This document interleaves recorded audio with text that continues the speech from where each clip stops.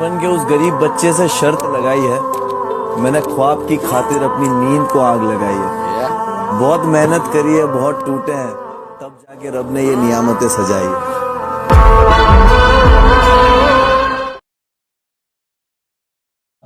तो जी हमारा जो पहला क्वेश्चन है चैप्टर नंबर हेरिडिटी की बात कर रहे हैं हम। तो पहला क्वेश्चन है list of 2 pairs of contrasting visible character of garden peas used by Mendel. लेकिन कुछ लोगों ने जब चैप्टर पढ़ते हैं तो ये बस ये पढ़ रखा कि जहां मेंडल आ गया वहां पे टी वाले डायग्राम बनाएंगे। जैसे हमारे बीच में मयंक बैठे हैं जो अभी जवाब दे रहे थे इस चीज का।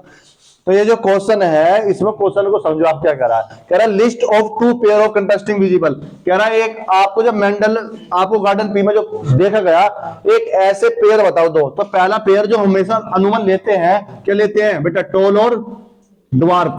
क्या लेते हैं बेटा, टोल एंड ड्वार्फ लेते नहीं लेते, जिसे हम क्या बोल सकते हैं हाइट को लेकर हम कर रहे थे कि हाइट जिसमें डोमिनेंट होगी उसी के हिसाब से काम हो जाएगा। और दूसरा हम कलर के बारे में बात कर रहे थे, हम कलर वाला ले सकते हैं। तुमने टोल और ड्वार्फ छोटा बड़ा के वो लिया था करेक्टर, और एक हमने बीच में पढ़ाया भी था व्हाइट एंड वॉयलेट, या और कुछ कलर भी ले सकते हो आप।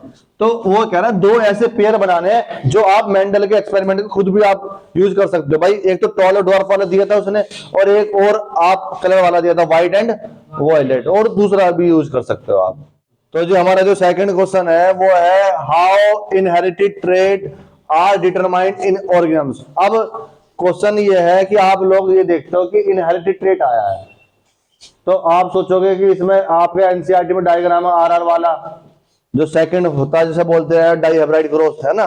लेकिन क्वेश्चन को समझना है आपको कि वो कह रहा है कि कैसे जो इनहेरिटेड ट्रेट होते हैं, जो आनुवंशिक गुण होते हैं, वो एक जीव में पता लगाते हैं। एक जीव में भाई एक जीव से दूसरे जीव में आनुवंशिक गुण गए, तो आप किसके द्वारा बता पा रहे हो। तो आप लिखोगे जी इनहेरिटेड इन, ये 2 नंबर का था जी, इनहेरिटेड ट्रेट मतलब आनुवंशिक गुण, डिटरमाइन मतलब पता लगाना। किसमें पता लगा रहे हैं हम कि एक जीव में चले गए in an organisms, in an by the help of, किसके हेल्प से बता पा रहे हैं हम, रोल की वजह से बता पा रहे हैं, हेरिडिटी, किसकी वजह से, क्योंकि हेरिडिटी का मतलब क्या होता है बेटा, हेरिडिटी का मतलब होता है जब एक आपके आनुवंशिक गुण ट्रेट एक पीढ़ी से दूसरी पीढ़ी में जाते हैं, उस प्रक्रिया को क्या बोलते हैं आप, हेरिडिटी। और आप एक जीव में भाई देख के बता रहे हो कि भाई उस पे गुण गए हैं, उस पे गए, तो किसकी वजह से बता रहे हो आप, किस प्रोसेस की वजह से बता रहे हो, हेरिडिटी की वजह से बता रहे हो। ठीक है, चाहे वो एग्जाम्पल में कलर भी हो सकता है, चाहे वो हाइट भी हो सकती है। कलर देख के बता सकते हो उस पे गया है, हाइट देख के बता सकते हो, जैसे बता देते बाप पापा मम्मी पे गए।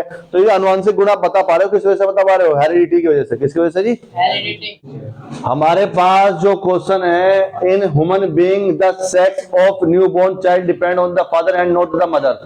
क्या कह रहा है कि ह्यूमन बीइंग के अंदर तो जब बच्चे को डिटरमाइन करते हैं तो वो डिपेंड किस पे करता है, फादर पे, मदर पे नहीं करता। ये आप कैसे कह सकते हो। और justify the statement with the help of flow diagram. भाई डायग्राम के दौरान बताना। ये क्वेश्चन ऐसे भी आ सकता है कि हाउ वी डिटरमाइन या how sex determine in human being, कि कैसे सेक्स डिटरमाइन होता है किसमें, ह्यूमन बीइंग में, जो आपके प्री बोर्ड में आया भी था। मतलब वही है, बस घुमा फिरा के आ गया कि कैसे सेक्स को लिंग निर्धारण कर सकते हो आप मानव में, या फिर कैसे बता सकते हैं कि भाई फादर पे डिपेंड करता है कि मदर पे नहीं करता। तो सबसे पहले आप क्या बताओगे, एक्स और एक्स, ये जो होते हैं फीमेल के गैमेट्स होते हैं, किसके जी, ये सेक्स हार्मोन जिसे हम बोल सकते हो। एक्स वाई ये किसके होते हैं जी, मेल के होते हैं। तो यदि एग में क्या रिलीज हुआ जी, एक्स, और मेल की तरफ से क्या रिलीज हुआ स्पर्म में, एक्स, और ये दोनों के दोनों फर्टिलाइज हो जाते हैं, तो उस दौरान क्या बनता है बेटा, गर्ल बनता है। बनता नहीं बनता जी, ये वाला चला गया मान के चलो एक्स, इधर से दोबारा एक्स आ गया, तो अभी क्या बनेगी जी। लेकिन यदि ये तो जो फीमेल है वो बार बार एक्स रिलीज करेगी, लेकिन यदि मेल ने वाई रिलीज कर दिया अपने स्पर्म में, क्या रिलीज करा जी, और वाई जाके फर्टिलाइज हो गया, तो भाई समीकरण बिगड़ जाएंगे सारे। तो वहां क्या होगा बेटा, बॉय। यानी कुल मिला के हम कह सकते हैं कि यदि आप बार तो जी आपको ये फ्लो डायग्राम बनाना बहुत इंपॉर्टेंट है कि X X female, X Y male. यदि एक्स रिलीज होगा, यहाँ से एक्स होगा तो लड़की बनेगी, यहाँ से एक्स होगा, यदि वहां से वाई चला गया तो फिर क्या बन जाएगा जी? बॉय। तो इसलिए हम कह सकते हैं कि जो बच्चा है, चाइल्ड है, वो डिपेंड किस पे करता है बेटा? Depend on father. किस पे डिपेंड करेगा जी? इसका लिंग निर्धारण पिताजी पे डिपेंड करेगा जी। ठीक है, तो हमारे पास जो क्वेश्चन नंबर 4 है ये है name the plant Mendel use for is experiment. ये सबको पता होना चाहिए किस प्लांट का उसने अपने एक्सपेरिमेंट में प्रयोग किया था। तो इसका आंसर है पी प्लांट। किससे किया था बेटा? पी प्लांट का किया था, जिसे गार्डन पी के नाम से भी जाना जाता है। देखो जो बोर्ड में क्वेश्चन पूछा गया उसी के हिसाब से चलोगे तो बेटर रहोगे आप।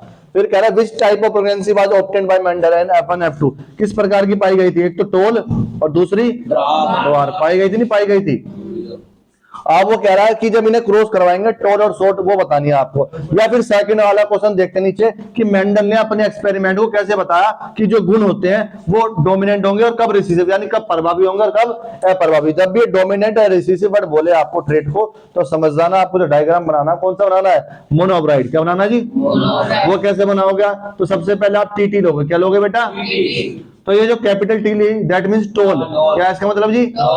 और ये लिया आपने स्मॉल टी ड्वार्फ, ये पता होना चाहिए।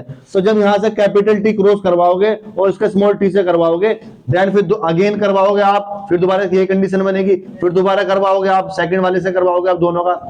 तो जो आपकी कंडीशन बनेगी वो क्या बनेगी? एक कैपिटल टी और एक स्मॉल, एक कैपिटल एक स्मॉल, एक कैपिटल एक स्मॉल, एक कैपिटल और तो दैट मींस जो F1 जनरेशन नजर आ रही है आपको, क्या नजर आ रही है जी? तो F1 जनरेशन में ऑल टोल कैसे दिखेंगे जी? सब टोल क्यों दिखेंगे? क्योंकि ये कैपिटल टी डोमिनेंट है किस पे? स्मॉल वाले पे। अब हम बात करते हैं F2 जनरेशन, किसकी बात करते हैं जी? तो F2 में इन्हीं का प्रयोग करते हुए चलेंगे हम।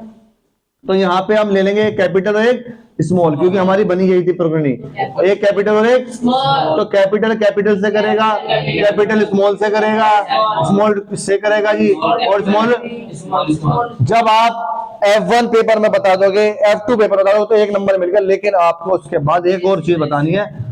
तो ये जो पाइनोटाइप रेशियो की बात करते हैं, तो ये कैपिटल टी डोमिनेंट है, ये कैपिटल टी स्मॉल पे डोमिनेंट है, ये कैपिटल टी स्मॉल पे डोमिनेंट है। तो 3 डोमिनेंट नजर आ रहे हैं आपको और दोनों स्मॉल है, तो वो बेचारा रिसीसिव है, यानी 3:1। जब बात करते हो आप जाइनोटाइप रेशियो की, तो इसमें भी आपको देखना है कि कैपिटल टी कितनी बार आए हैं और एक कैपिटल और एक स्मॉल टी कितनी बार आए हैं और दोनों स्मॉल कितनी बार आए। तो कैपिटल टी की बात करते हैं, पूरे डायग्राम में 1 बार आया है रेशियो कैपिटल टी और स्मॉल टी, कैपिटल टी और स्मॉल टी, कैपिटल टी और स्मॉल टी कितनी बार आया है? 2 बार। और ये स्मॉल टी कितनी बार आया है?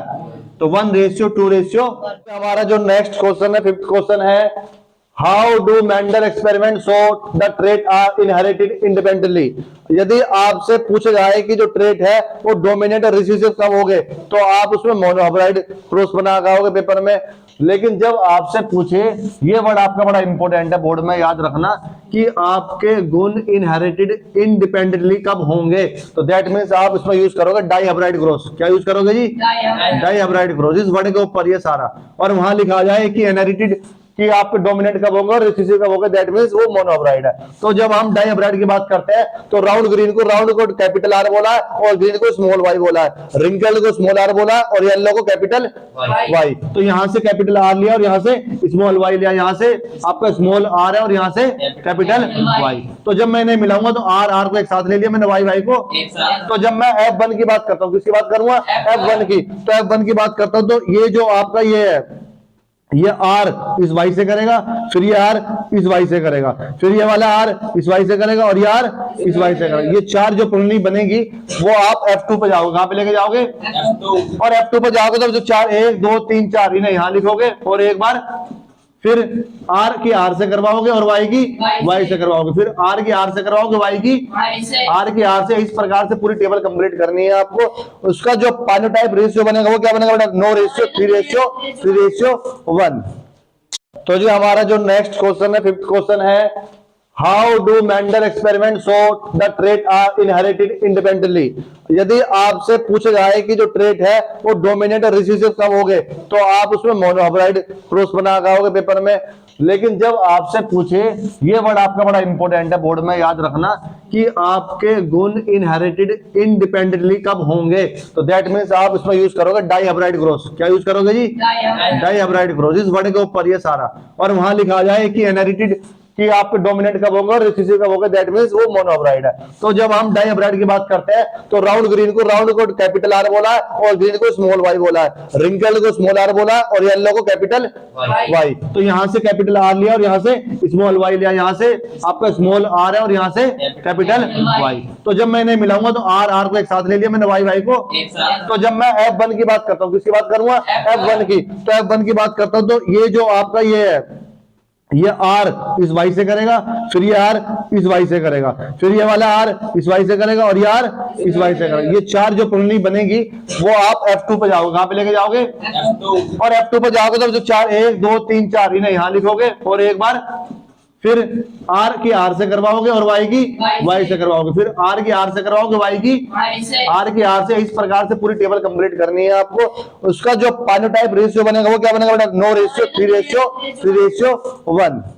Thank you for watching our videos and I hope you like all the videos and keep supporting, like, comment and